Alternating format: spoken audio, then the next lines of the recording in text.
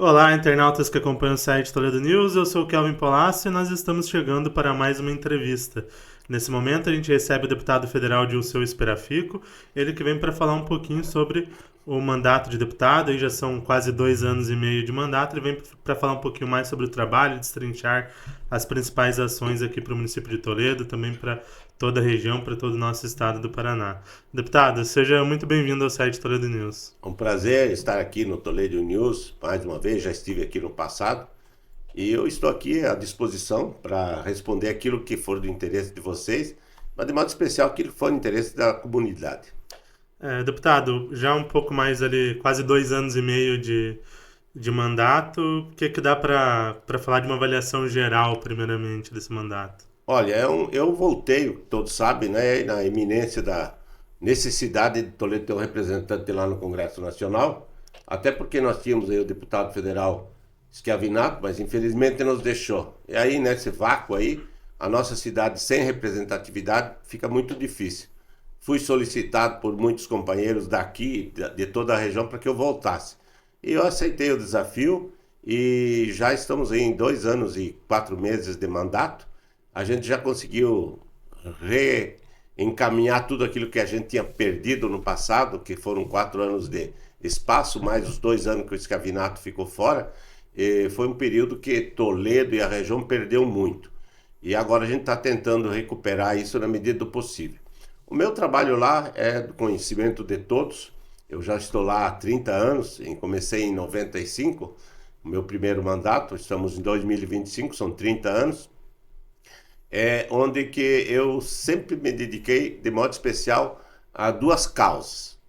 Os municípios, o nosso de modo especial e os da nossa região do Oeste do Paraná, e também o agronegócio brasileiro.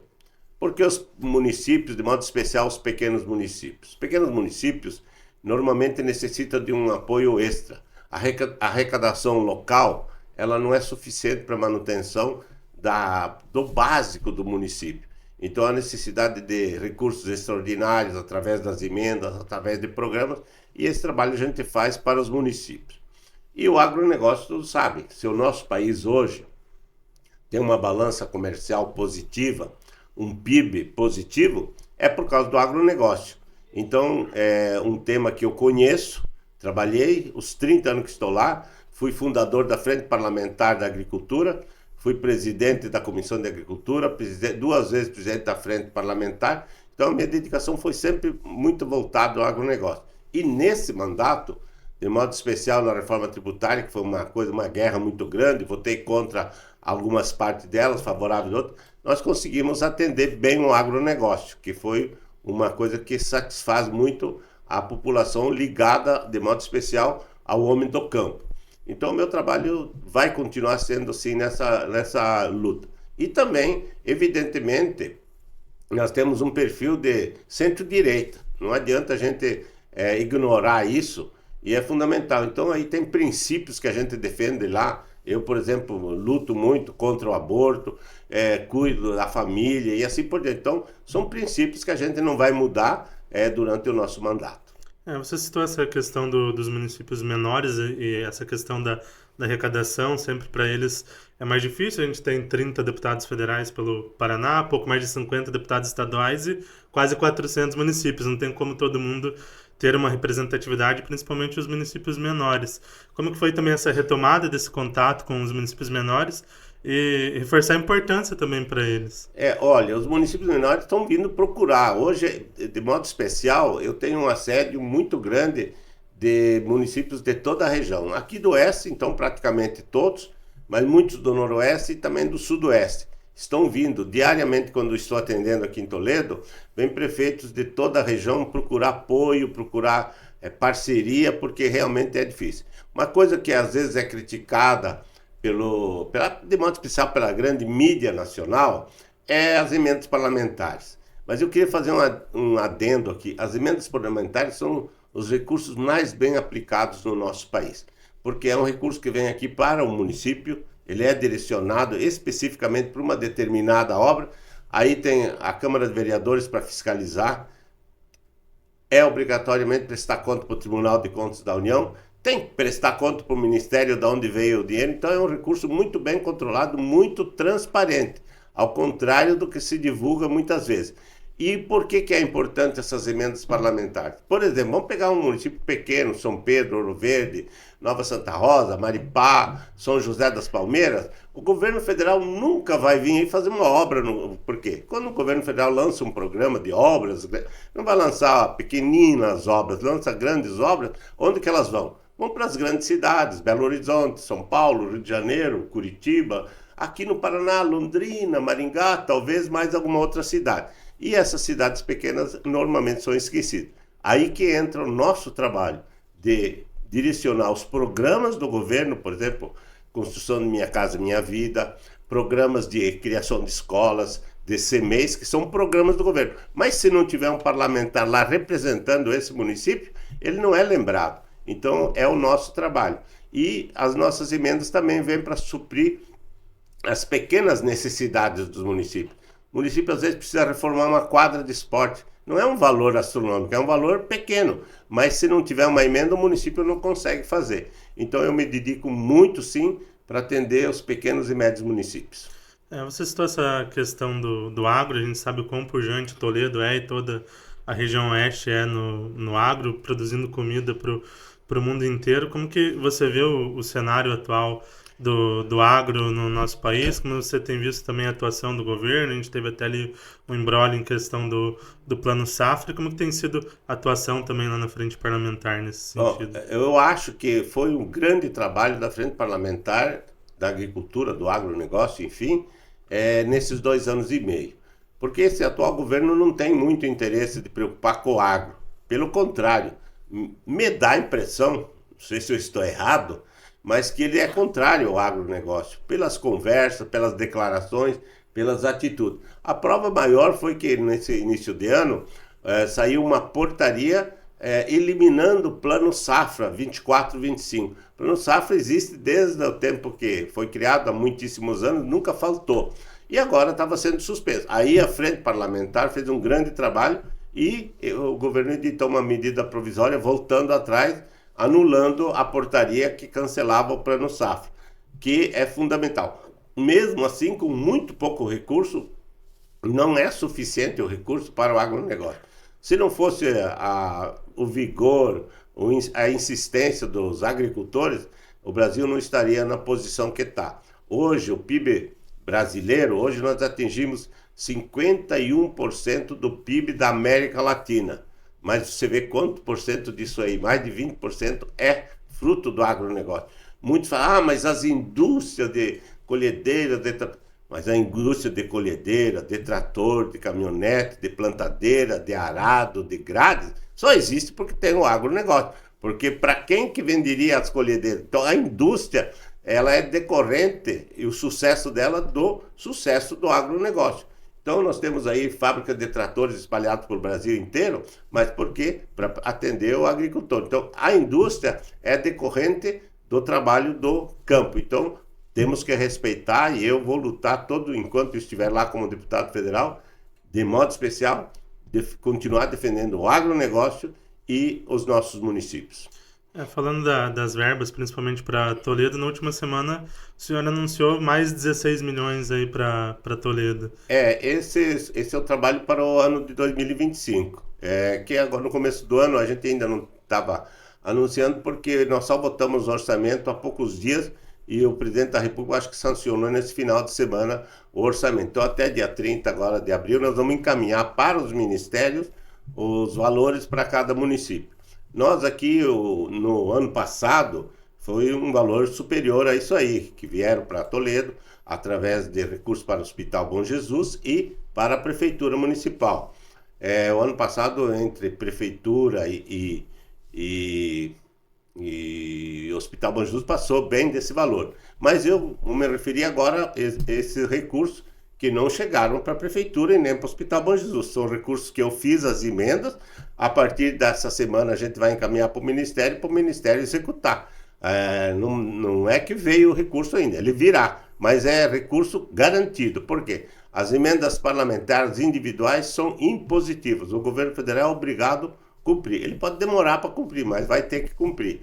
Então a gente direcionou 5 milhões sim para o Hospital Bom Jesus, para custeio do hospital, e mais em torno de 11 milhões e poucos direcionados via prefeitura. Especificamente um recurso livre em torno de 6 milhões de reais para o prefeito verificar aonde ele quiser aplicar, 4 milhões específicos para a saúde, na área da saúde, então são 10 milhões que chegam na mão da prefeitura livre, além de mais alguns recursos, mais 1 milhão separado para ajudar os nossos agricultores na contrapartida das estradas rurais e uns pequenos recursos para nossas entidades.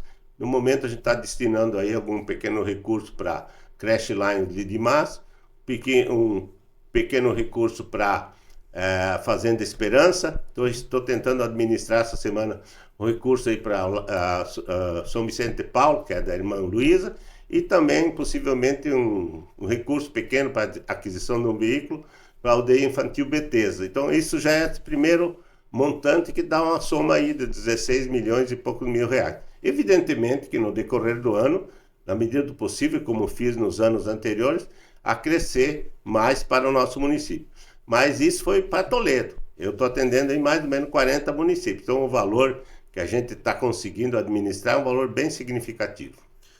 Uma das obras que já dá para ver sendo executada, que é recurso do ano passado, é a Cirne Lima, que já está ali em obras, né? Exatamente. O ano passado a gente direcionou mais recursos do que esse valor atual, mas somente na Cirne Lima serão aplicados 6 milhões de reais de recursos que eu já tinha provisionado no orçamento do ano passado. Estão sendo aplicados 3 milhões e meio naquele trecho na saída lá para Marechal Cândido Rondon, e eu vi que já foi feita uma audiência pública.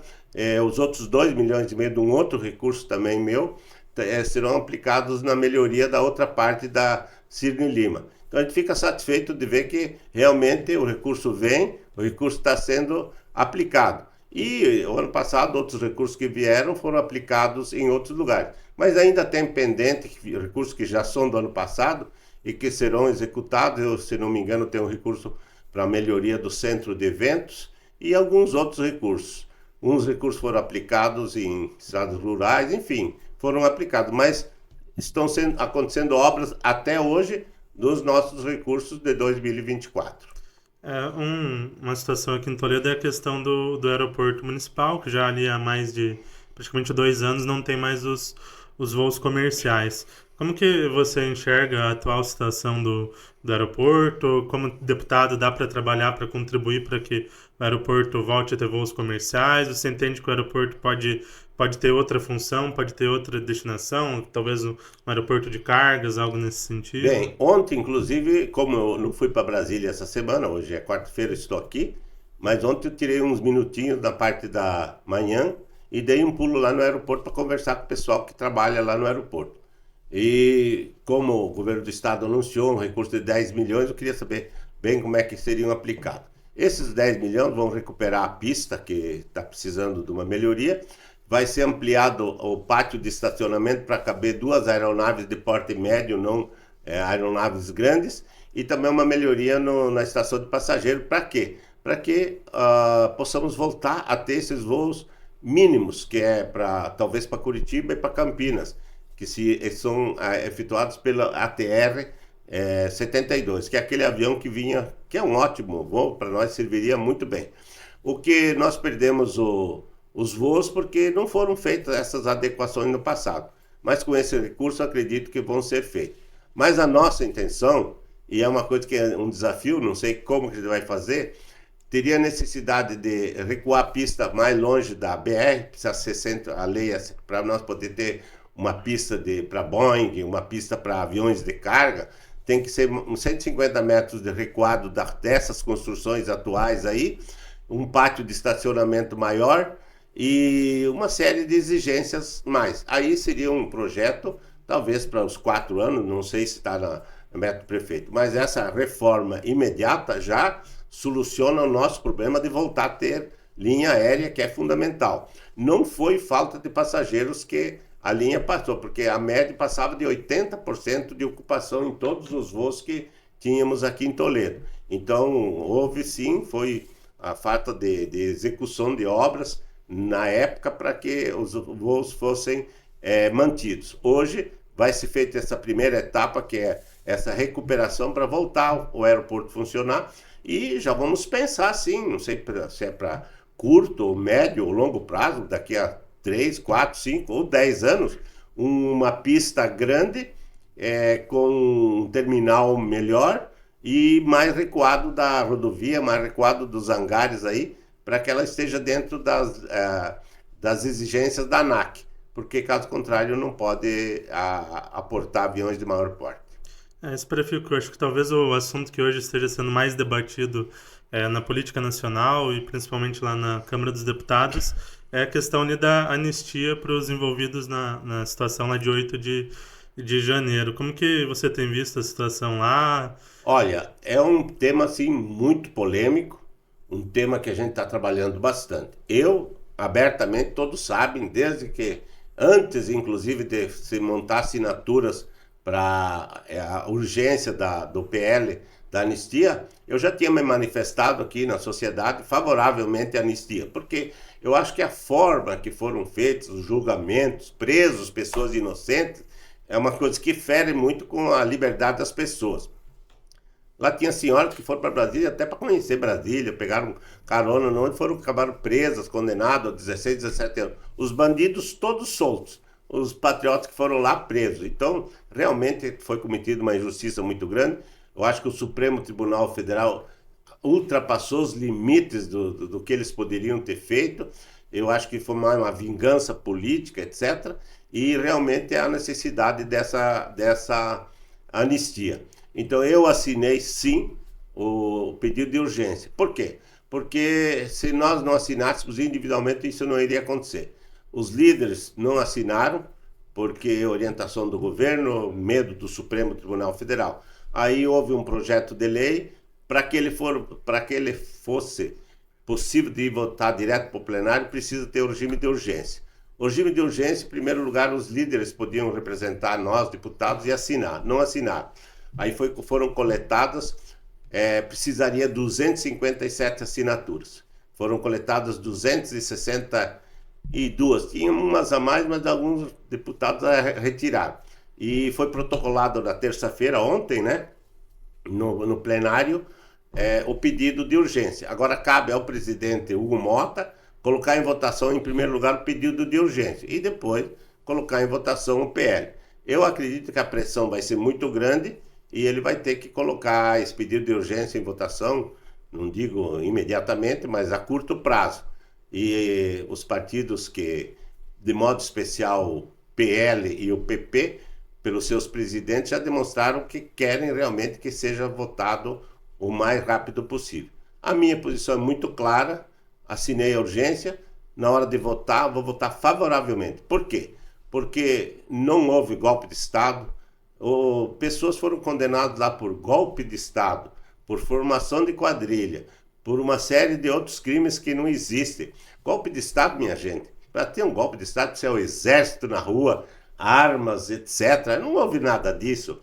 Houve sim bandalheira, mas daí teria que pegar especificamente aquelas pessoas que cometeram os delitos e aquelas pudessem até ser condenadas, mas nunca 15, 16 anos, talvez 1 ano, 2 anos de prisão, como seria normal, porque não é um crime tão grave essas bandalheiras que foram feitas. E pior, muitos daqueles que eu vi, que bateram com martelo, quebraram os vidros, aqueles lá não foram nem presos, foram presos os inocentes.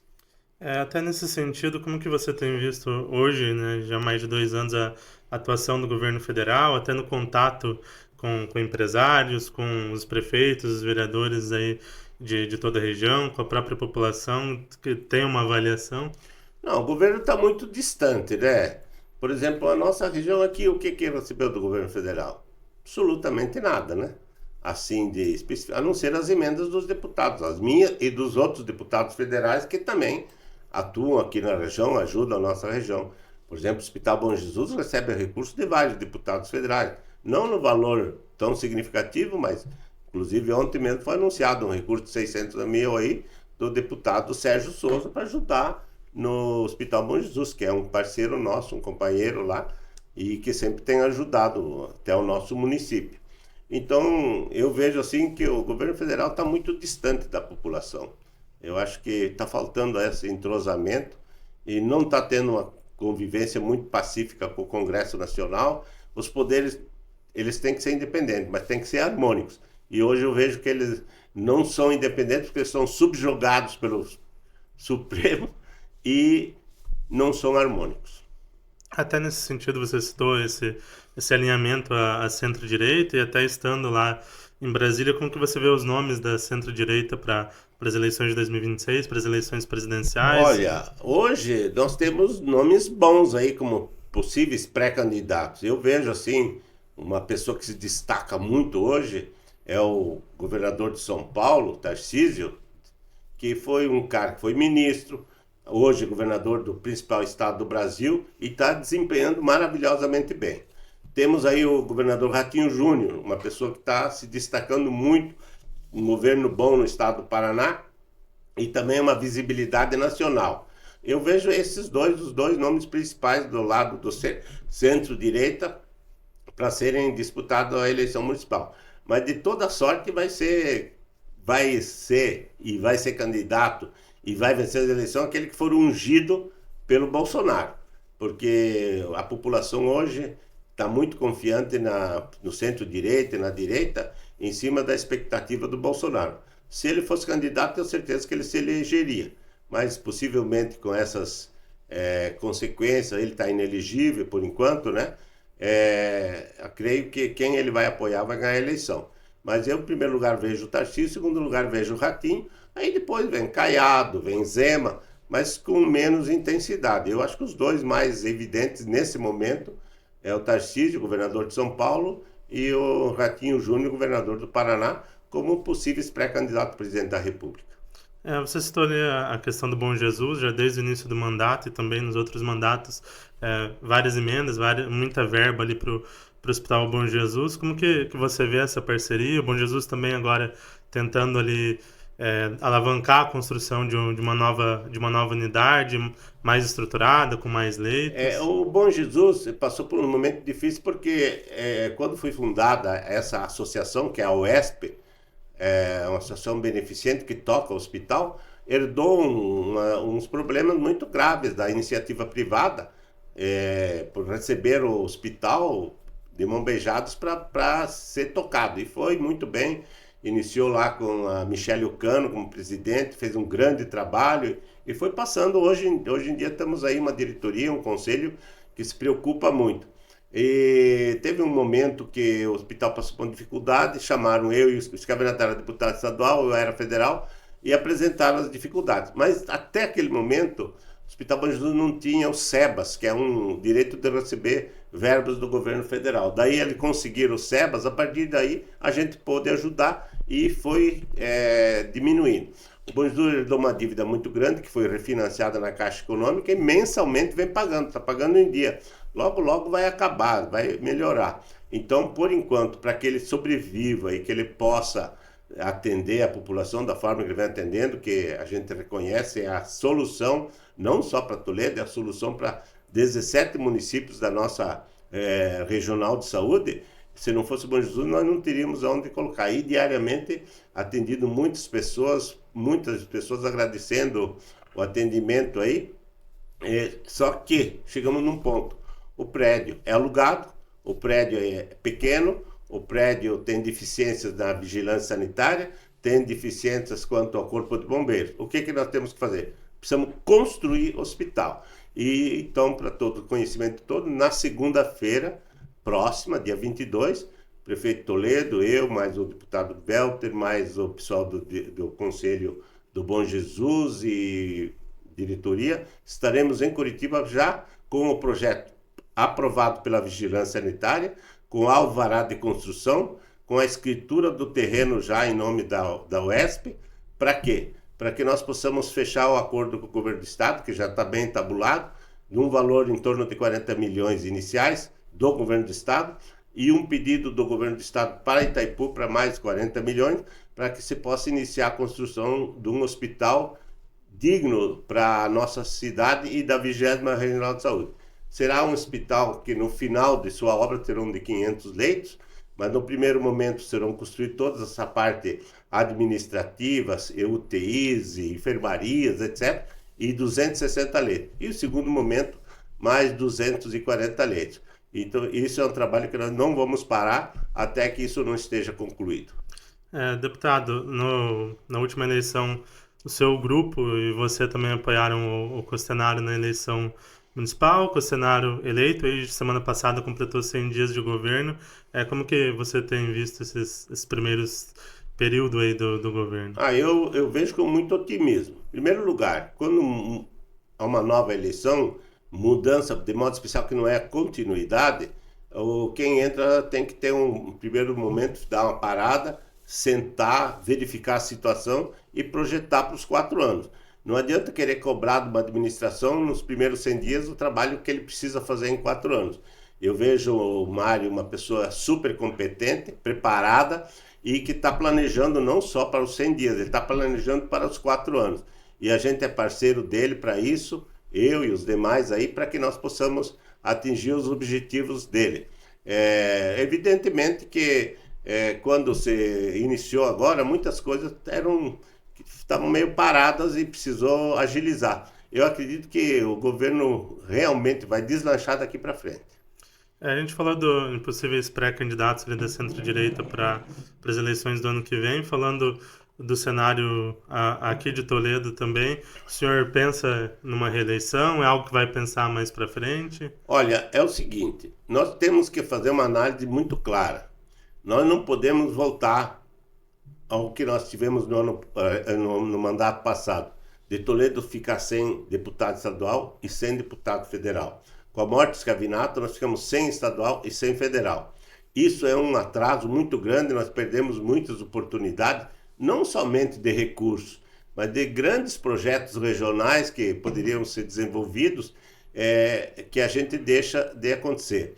Então, o que precisamos analisar? Nós temos que analisar quem tem viabilidade eleitoral. Não adianta o cara é bonito, é grande, é gordo, é magro, ou é do partido A, B ou C, mas não tem voto, não tem viabilidade eleitoral. Então, o que tem que analisar, a população tem que saber, as entidades, os líderes aí tem que ver quem tem chance de se eleger. Isso é fundamental. Não adianta, porque o cara é aqui de Toledo, por causa que ele é do meu bairro, ele vai ser candidato, mas faz 10, 12 mil votos, precisa 50, precisa 40.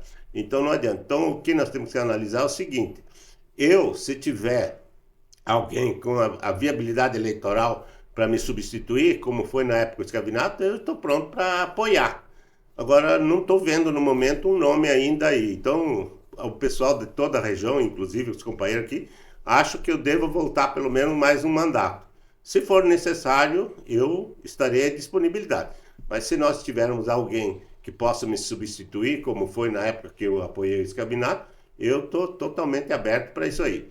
Agora, minha preocupação maior não é deputado federal, é deputado estadual. Nós já tivemos vários exemplos aí, e hoje nós temos que ver quem tem densidade eleitoral, não só aqui dentro da cidade, mas fora também. Evidentemente tem que sair bem aqui dentro da cidade. O nosso partido vai lançar um candidato a deputado estadual, com certeza, e o nosso grupo está muito, muito, muito unido, aí em torno dos vereadores, secretários e lideranças da comunidade. Diariamente vem gente aí querendo saber o nome, a gente já está cogitando aí vários nomes, mas possivelmente nós teremos um candidato dobrando comigo para que ele seja eleito deputado estadual. Aí tem vários nomes, cogite-se o nome do Lúcio, cogite-se o nome do Natan, cogite-se vários nomes. Nós vamos decidir no momento certo quem vai ser para que ele realmente possa ser eleito. Deputado, até um assunto que tem sido muito debatido já desde o início do mandato do governo Lula, até chegou a ser mais debatido em algum momento, depois por pressão acabou não sendo discutido, é a questão da regulação das mídias sociais. Como que você vê essa questão e se você acha que o governo ainda vai debater mais a fundo isso? É um assunto delicado também, como muitos acham que votar nisso é delicado, esse assunto da regulação das mídias também. Agora, eu acho que tem exageros também, muito fake news, etc e tal. Eu acho que não podemos cercear a imprensa, em hipótese alguma. Nós temos que ter a liberdade de expressão. Agora tem que ter punição para quem não cumpre exatamente. Então, alguma coisa tem que ser feito, mas não, evidentemente, aquilo que o governo apregava aí para eliminar e controlar totalmente a mídia. Não, acho que tem que ter liberdade de expressão, mas também quem exagerar tem que ser punido. Fico já encaminhando nosso bate-papo para a reta final. Agradecimento pela disponibilidade de vir conversar com a gente, de conversar com o nosso público, de passar um pouquinho mais do seu trabalho para a população de Toledo e região. E espaço aberto para deixar o último destaque aí sobre o trabalho. Eu queria, em primeiro lugar, agradecer ao Toledo News pela oportunidade de estar aqui, convite que me fizeram para mim estar aqui, e dizer que a gente está trabalhando com muita seriedade. Há poucos dias até teve um órgãozinho de imprensa aí que falou que o deputado Esperafico aqui na base UR como um leão, lá em Brasília mia. Não, se eu miasse lá em Brasília, eu não teria assinado a CPI contra o judiciário, não teria assinado o pedido de impeachment do presidente Lula e não teria assinado agora o pedido de urgência para o projeto da anistia. Então as coisas são muito claras, a gente tem definição, eu tenho lado, eu tenho conceito daquilo que eu faço e realmente estou cumprindo com a minha missão. As críticas que vêm em cima do meu nome, na maioria das vezes eu ignoro, porque talvez a pessoa não tenha conhecimento do todo o trabalho e da importância que tem. Se eu estou lá há 30 anos, 7 mandatos, sem ter nenhuma vez uma rejeição na eleição, é porque eu tenho cumprido com o meu dever de deputado federal e quero continuar assim. Então, agradeço o Globo News para Toledo News por esse momento de falar com a população e me coloco à disposição sempre que for necessário. Grande abraço. Nosso agradecimento. Nós recebemos o deputado federal Dilson Esperafico, ele falou aí sobre o trabalho do mandato, quase 2 anos e meio de mandato, verbas para o município, situação política local, nacional, falou muito aí sobre o mandato. Essa e outras entrevistas estarão disponíveis no nosso site, no www.toledonews.com.br e também nas nossas redes sociais, na nossa página no Facebook, no nosso Instagram, @site Toledo News, e também no nosso canal no YouTube. Lá no YouTube, para ter acesso a tudo em primeira mão, lembre-se de se inscrever no canal, ativar o sininho das notificações, porque ajuda demais a gente. Galera, é isso, nos vemos em breve e até mais!